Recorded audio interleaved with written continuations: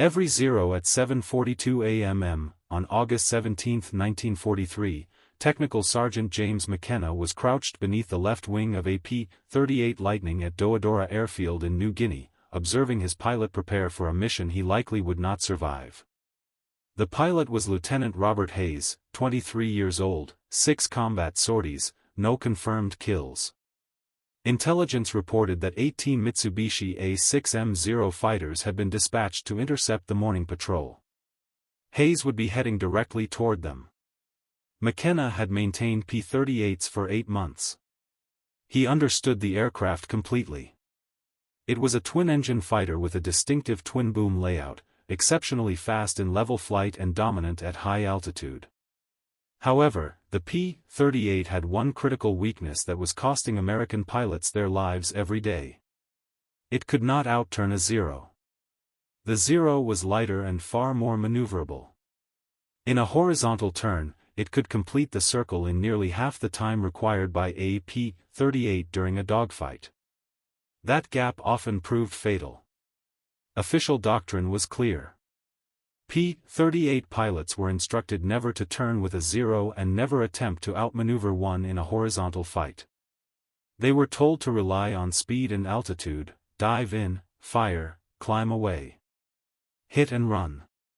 Avoid prolonged turning engagements. Hayes had followed that guidance on 5 previous missions. It had not produced results. The Zero pilots adapted quickly.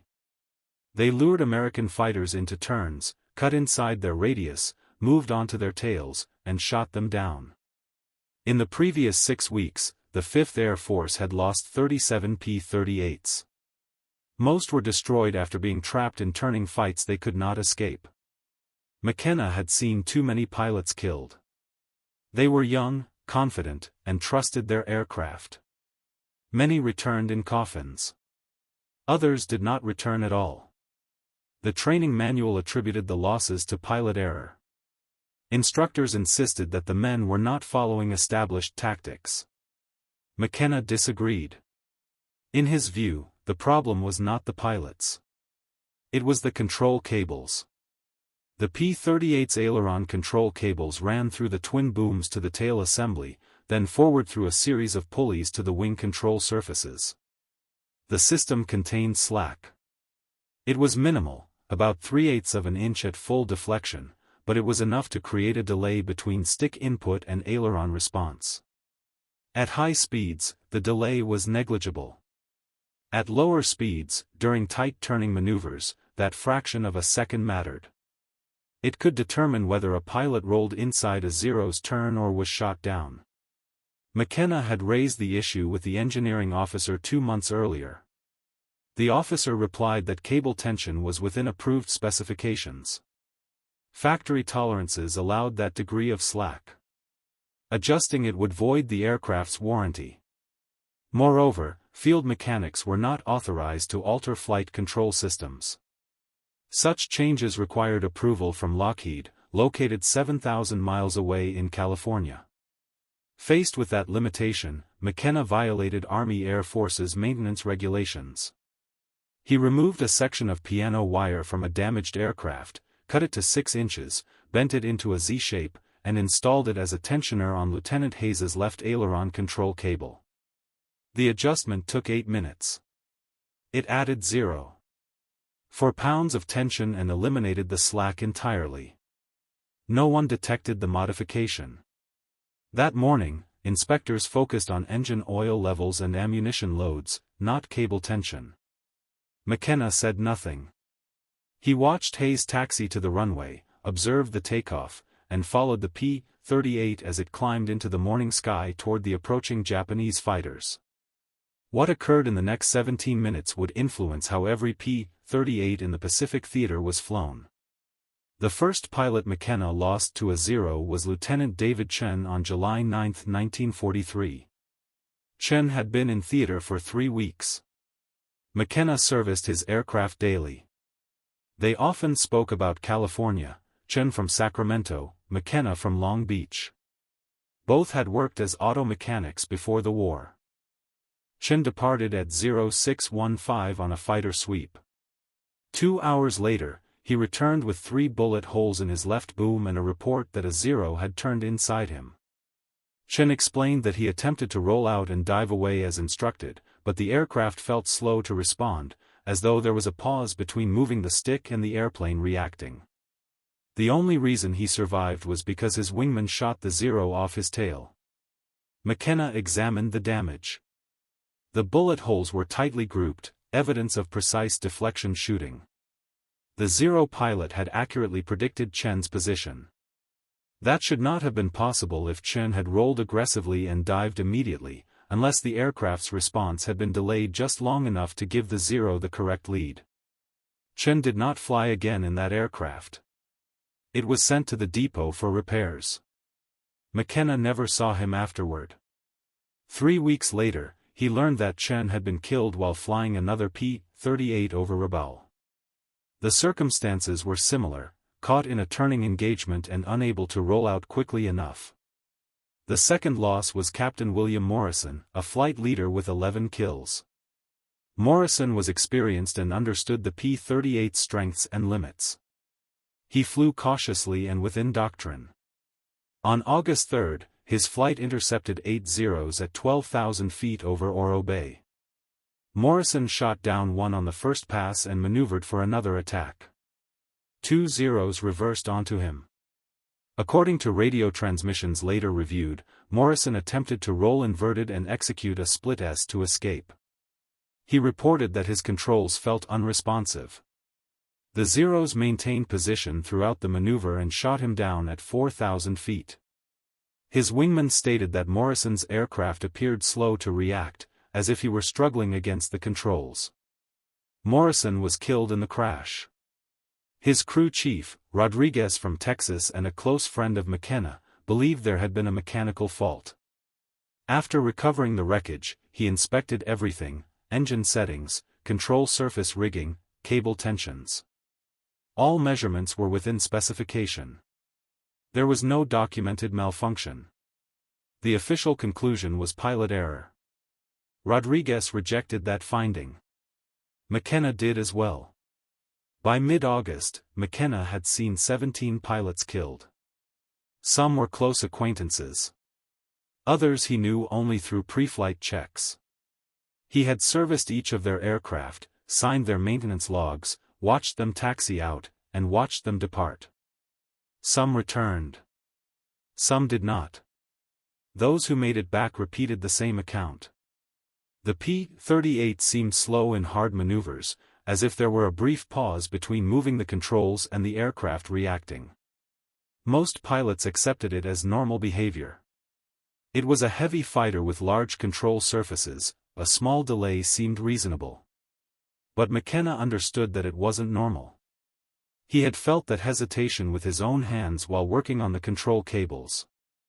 There was a slight slack in the system. He began listening closely to the sound the cables made when he tightened them during maintenance. They produced a distinct tone, a low twang when plucked. Loose cables sounded different from tight ones, and McKenna could tell the difference. Every P-38 on the line had cables that sounded just a bit loose. They were still within specification, but loose nonetheless. After Morrison died, McKenna mentioned this to Rodriguez one evening. Rodriguez asked what could be done. McKenna replied that officially, nothing could be changed. Unofficially, there was a fix, but it would require breaking regulations, a step that could lead to court-martial for both of them. The issue wasn't that American pilots lacked knowledge. They knew exactly what the briefings and training emphasized: never turn with a Zero. Use speed. Use altitude. Strike and disengage. The doctrine was clear. The difficulty was that real combat rarely followed doctrine. Lieutenant Robert Hayes had been stationed in New Guinea for 2 months. He was 23 years old, a farm boy from Iowa. He had flown 6 combat missions and had no kills. Not because he lacked skill, but because he followed procedure. And the procedures often placed him in situations where he couldn't line up a shot. On his 3rd mission, Hayes dove on a Zero from altitude, built his speed to 400 miles per hour, and attacked from the sun as instructed. He centered the Zero in his gunsight and began to pull lead for deflection. The Zero snap-rolled left and dove away. Hayes tried to pursue. His P-38 rolled into the turn but felt as if it were pushing through resistance. By the time his aircraft aligned with the target, the Zero had vanished. Hayes leveled out and climbed back to altitude. He never fired. The fourth mission was worse. Hayes and his wingman surprised two Zeros at 15,000 feet. Hayes fired the first burst but missed. The Zero reversed sharply to the right. Hayes rolled to follow. His wingman warned of two additional Zeros diving from above. Hayes attempted to level out and dive clear. The aircraft responded, but with a delay, just enough for one of the attacking Zeros to fire a 3-second burst into Hayes's right boom. The 20mm cannon rounds did not penetrate, but they were close enough.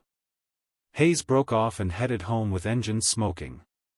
On the fifth mission, Hayes watched his wingman die. His name was Lieutenant Thomas Parker, 21 years old, from Boston. They had trained together. On August 14, during a dogfight over Finchafen, Parker became separated from the formation. Two Zeros moved onto his tail. Parker attempted every defensive maneuver he knew: hard rolls, reversals, scissors. The Zeros stayed with him through each turn.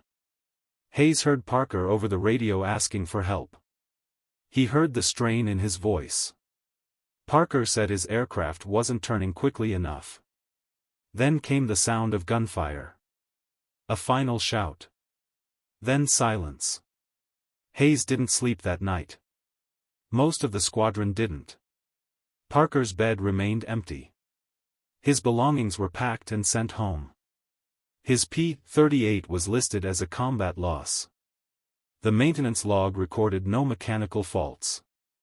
The official conclusion cited pilot error during defensive maneuvering. McKenna had serviced Parker's aircraft the morning he was killed. Everything had checked out: engine timing, control surface alignment, cable tension within limits. On paper, the airplane was fully operational. Yet Parker was dead. And McKenna understood the reason.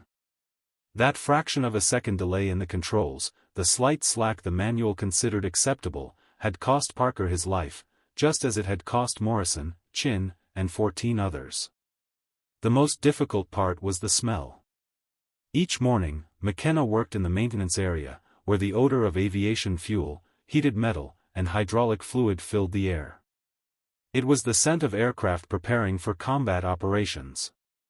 Some of those planes would return. Others would not. And McKenna would be there again the next morning, breathing in the same fumes, servicing more aircraft, watching more pilots walk toward machines that might not respond quickly enough to keep them alive. On the evening of August 16, Hayes came to the maintenance section and found McKenna working on his assigned P-38. Hayes asked if there was anything McKenna could do to make the aircraft roll faster, anything at all. He said he did not care whether it followed regulations. He just wanted a chance. McKenna looked at him and saw the fear and urgency in his face. He saw a young pilot who believed he would not survive unless something changed. McKenna told Hayes to return in the morning. He would see what could be done. That night, McKenna worked alone. After 2,300 hours, the maintenance hangar was quiet. Most of the crew had gone to sleep. The only sounds were the distant hum of generators and insects tapping against the overhead lights. The air carried the mixed scent of engine oil and tropical humidity.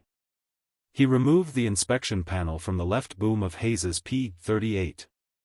The metal was still warm from the day's heat. Inside, the aileron control cable ran through several pulleys toward the tail.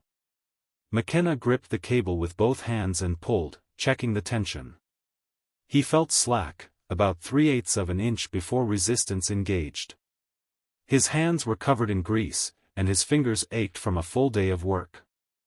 Still, he could clearly feel the looseness. It was not right. He knew it was not right. The piano wire came from a salvaged P-38 that had ground-looped 2 weeks earlier. The aircraft had been declared scrap, but before it was sent to the depot, McKenna had removed usable components, including a 6-inch piece of high-tensile piano wire from the rudder trim system. He had kept it in his tool bag without a specific plan. Now he understood why. Sitting on the hangar floor with pliers in hand, he bent the wire into a Z-shape. The material was rigid and resisted the tool. His grip slipped twice, and on the second attempt, he cut his thumb. Blood made the wire slick. He wiped it on his coveralls and continued working. It took 8 minutes to achieve the correct bend. The Z-shape would function as an inline tensioner, adding enough preload to remove the slack from the cable. Installing it proved more difficult. The space inside the boom was narrow. McKenna had to work one-handed while holding a flashlight in the other. The beam shifted constantly, casting moving shadows across the cable system. His shoulder pressed against the boom structure, and a metal edge dug into his arm. Sweat ran down his back despite the cooler night air. He disconnected the cable at the pulley junction. His fingers struggled with the clevis pin. He dropped it and heard it bounce somewhere inside the boom. He spent 5 minutes searching in the dark before locating it. Throughout the process, his heart pounded. If the engineering officer discovered him making unauthorized changes to a flight control system, he could face court-martial, a dishonorable discharge, or even prison time. But Hayes was unlikely to survive if nothing changed. McKenna inserted the piano wire tensioner between the cable end and the pulley, then reconnected the system. The fit was tight, and he had to force the clevis pin back into place. Once secured, he tested the tension manually. He pulled on the cable. There was no slack. The control surface responded immediately. The adjustment was effective. He replaced the inspection panel, gathered his tools, wiped the blood from the wire and his hands, and left the hangar at 0115 hours. The tropical night was humid and still. In the distance, he heard aircraft engines, likely Japanese night raiders. The sound tightened his stomach. He had modified a flight control system without authorization, used a non-standard part, and violated multiple regulations. If the change failed in flight, Hayes would crash, and responsibility would rest with McKenna. If it succeeded, Hayes might survive. McKenna returned to his bunk but did not sleep. He stared at the ceiling until dawn. At 6:30, he walked to the flight line. He watched the crew fuel and arm Hayes's aircraft. He observed Hayes attend the pre-flight briefing and then climb into the cockpit. At 7:42, Hayes took off. McKenna stood on the flight line, watching the P-38 ascend into the morning sky. He saw it form up with 16 other aircraft and head northwest toward Japanese-controlled airspace. And then all he could do was wait. The engagement began at 8:14. Hayes's flight of 4 P-38s intercepted approximately 9 Japanese aircraft at 13,000 feet over the Huon Gulf. The morning sun was behind them, an ideal position for a diving attack. Hayes was flying the number 3 slot. His element leader called the bounce, and they rolled in. Hayes selected a 0 at the rear of the formation. He dove from altitude, building speed to 380 miles per hour. The 0 filled his gun sight. He could clearly see the painted rising sun on the fuselage and the pilot's head inside the canopy. He squeezed the trigger. 4. 50 caliber machine guns and a single 20 mm cannon fired. Tracers extended outward.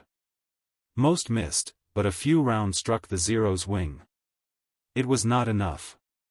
The 0 snap-rolled right and dove away. Hayes rolled after it. That was when he noticed something unusual. The aircraft reacted immediately, no delay, no hesitation. The moment he moved the stick, the P-38 rolled. He had never felt it respond like that before. It was as if the airplane had been waiting for his command and executed it instantly. He rolled 90 degrees in what felt like half the usual time and brought the nose down. The Zero was centered in his sight. He fired again, a 3-second burst. The rounds climbed along the fuselage from tail to cockpit. The Zero's engine detonated. Debris separated from the aircraft. It rolled inverted and descended toward the jungle, trailing black smoke. It was Hayes's first kill, but there was no opportunity to reflect. His wingman warned of Zeros diving from above. Hayes looked up and saw 3 aircraft descending in a shallow, fast dive. They had seen him shoot down their leader and were moving to engage. Hayes advanced the throttles and began to climb, but the Zeros had the advantage in the dive and would reach him quickly. His only option was to reverse and fight.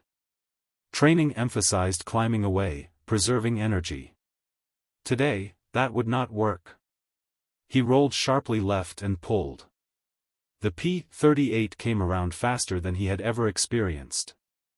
The nose crossed the horizon, and he acquired the lead Zero. It had begun turning to follow him but had not anticipated such a rapid reversal. The aircraft was exposed. Hayes applied lead, fired, and struck the Zero at the left wing root. The wing collapsed, and the aircraft tumbled downward. 2 kills in roughly 30 seconds.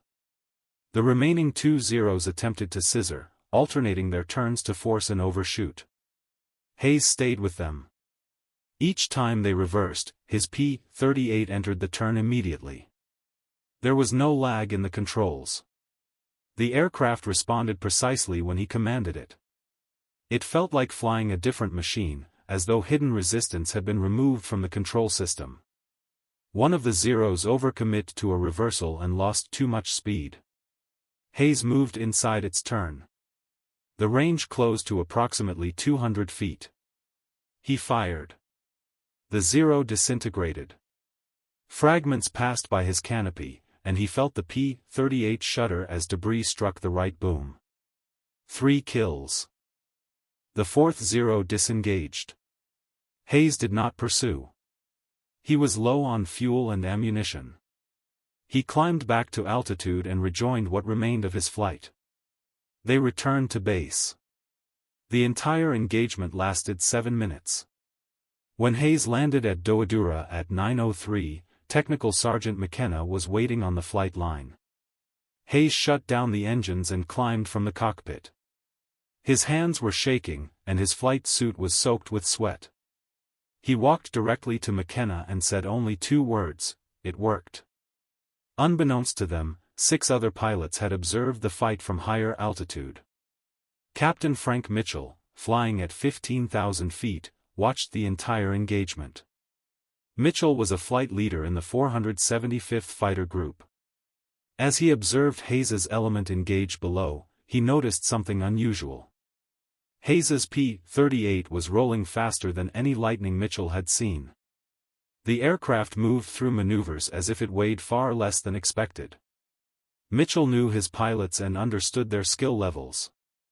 Hayes was capable, but this performance stood out. Something about the aircraft was different. After landing, Mitchell located Hayes in the debriefing room.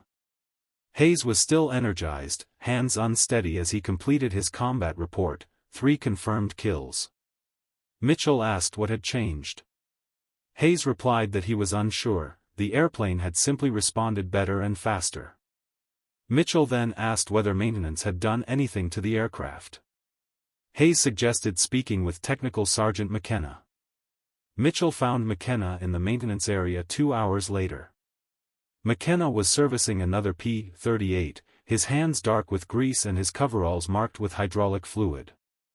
Mitchell asked directly, "What did you change on Hayes's airplane?" McKenna paused before answering. He explained the piano wire tensioner, the cable adjustment, and the unauthorized alteration to the flight control system.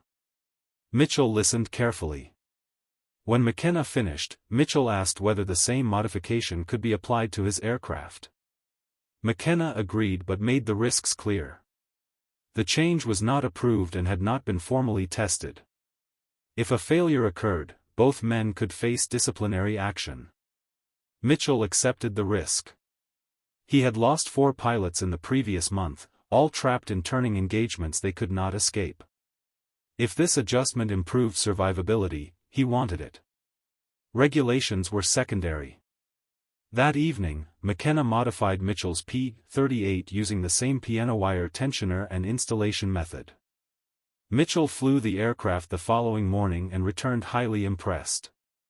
He told his wingman the airplane now rolled like a true fighter rather than a heavy transport.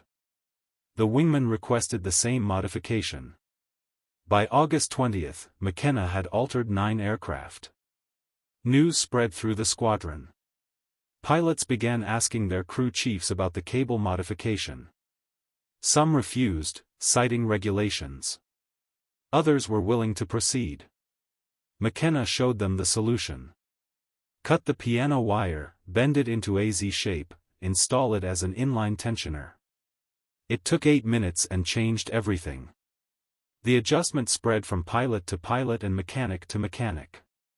There was no official paperwork, no engineering authorization, only quiet conversations in the ready room and maintenance area.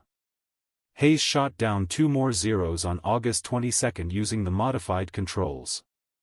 Mitchell downed 3 on August 25. Other pilots began returning from missions with victories. The numbers were impossible to ignore. Lieutenant James Watkins was a crew chief with the 49th Fighter Group at Gussap.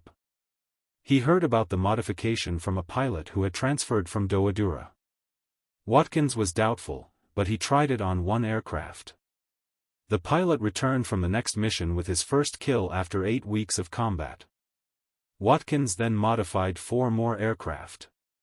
Other crew chiefs in the 49th followed. By early September, around 40 P-38s in New Guinea had the change. The engineering officer at Doadorura sensed something was different but could not determine what. Control cable tensions appeared normal during inspections because crew chiefs removed the tensioners beforehand and reinstalled them afterward. The pilots knew. The mechanics knew. The officers were not informed. The kill ratio began to shift.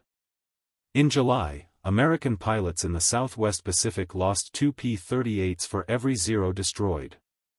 In August, the ratio improved to 1.3 to 1. By September, it was nearly even. Something had changed, but officially, no one knew what. The Japanese soon noticed.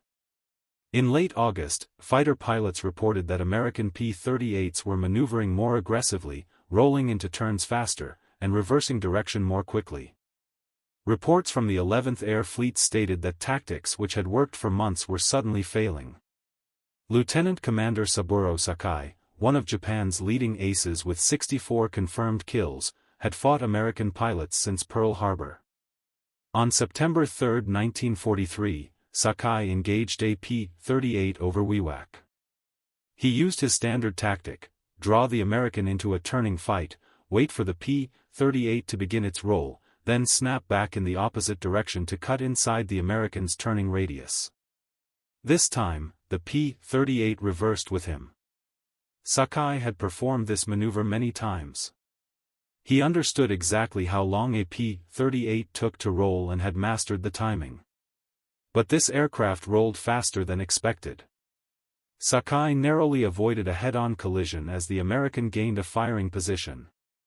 He had to dive away and disengage. He returned to base confused and frustrated. Other experienced Japanese pilots described similar encounters. The Americans were not using new tactics. Their aircraft simply responded more quickly, slightly, but enough to disrupt the timing Japanese pilots relied on. Japanese intelligence attempted to identify the cause. They examined wreckage from downed P-38s and found no visible alterations. The engines were the same. The armament was unchanged. Nothing obvious had been modified. What they did not realize was that the change was hidden inside the boom, a 6-inch piece of piano wire that appeared to be standard equipment. Even if discovered, its purpose might not have been clear. It was not a new weapon or engine, only a minor adjustment to control cable tension. Yet that small change was proving decisive. By mid-September, Japanese pilots were losing aircraft to P-38s at rates not seen since early in the war. The psychological effect was significant. For 2 years, Zero pilots had dominated turning engagements.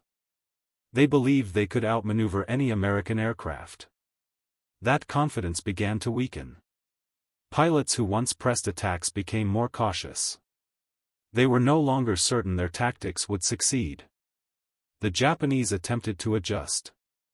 Some avoided turning fights with P-38s and adopted hit-and-run tactics, but that meant abandoning their primary strength, maneuverability. Fighting on American terms favored the P-38, which was faster, more heavily armed, and more durable.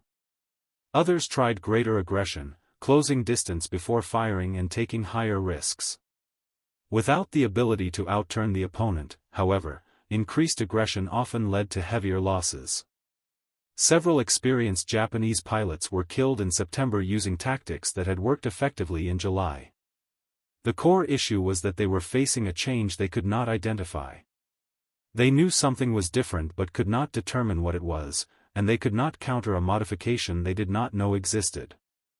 By the end of September, the 11th Air Fleet had lost 38 fighters in combat with P-38s. American losses during the same period were 22 aircraft. The ratio had reversed. For the first time in the Pacific War, P-38s were destroying Zeros at better than a 1-to-1 rate. Japanese command instructed pilots to avoid engaging P-38s unless they held a clear numerical advantage. It marked a turning point. The Zero had shifted from hunter to hunted, influenced in part by a piece of piano wire that was never officially approved. The modification never received formal authorization during the war. The Army Air Force Engineering Command learned of it in October 1943 when a maintenance inspector at Doadorura observed inconsistent cable tension readings. He traced them to the piano wire tensioners and submitted a report up the chain of command. The report remained under review for 3 weeks while officers considered their response. The change violated regulations, yet it was producing results. Squadrons using the modification had improved kill ratios, and pilot survival rates were rising. The debate was not about effectiveness but about discipline, whether to penalize mechanics who acted without approval or to accept the modification quietly. In November, Lockheed sent an engineering team to New Guinea to evaluate it. They measured cable tension, calculated stress loads, and conducted flight tests. Their conclusion was clear: the modification was safe and effective. It should have been included in the original design. Lockheed later incorporated a similar tensioning system into the P-38J model that entered production in December 1943. McKenna received no formal recognition. No commendation, no medal, no mention in official documentation. The improvement was attributed to engineering analysis, and his name did not appear. Hayes survived the war. He flew 63 combat missions, shot down 11 Japanese aircraft, returned to Iowa in 1945, married his high school sweetheart, raised 4 children, and worked as a crop duster for 37 years. He never forgot McKenna's role. Every year on August 17, Hayes called him to say thank you. Mitchell also survived. He became a squadron commander, led his unit through the Philippines campaign, and finished the war with 16 victories. Afterward, he remained in the Air Force and retired as a colonel in 1963. He regularly shared McKenna's story with young maintenance officers, emphasizing that effective solutions often come from enlisted mechanics who recognize issues engineers may overlook. McKenna stayed in the Army Air Force until 1946, then returned to California. He resumed working on cars and opened his own garage in Long Beach in 1948. He repaired engines for 42 years and rarely discussed the war. When asked, he would simply say he was a mechanic who fixed airplanes. In 1991, a military historian researching P-38 modifications found references to the piano wire tensioner in maintenance logs from New Guinea. He located McKenna through veteran registries. McKenna was 73 and still working part-time in his garage. When asked about the modification, he confirmed the account and described it as a practical fix that needed to be done. The historian estimated that the modification may have saved between 80 and 100 American pilots based on improved survival rates in units that used it. McKenna said he never calculated numbers. He remembered the pilots who returned safely, Hayes, Mitchell, Watkins, and others. That was sufficient. James McKenna died in 2006 at age 88. He was buried in Pacific View Memorial Park in California. His obituary noted his service in World War II as an aircraft mechanic. It did not mention the piano wire tensioner. It did not state that he had influenced how American fighters performed. It did not record that he had broken regulations to save lives. His garage in Long Beach still stands under different ownership. On the back office wall hangs a faded photograph of a young mechanic in coveralls beside a P-38 Lightning. The date on the back reads August 1943, New Guinea. That is often how innovation occurs in war. Not solely through formal channels or committees, but through sergeants and mechanics who identify problems, develop practical solutions, and act when lives are at stake. If you found this account valuable, consider liking the video to help share more overlooked stories from the Second World War. Subscribe to stay connected with these histories. Leave a comment below telling us where you are watching from. Our audience spans from Texas to Tasmania, including veterans and history enthusiasts alike. Thank you for watching and for helping preserve these stories.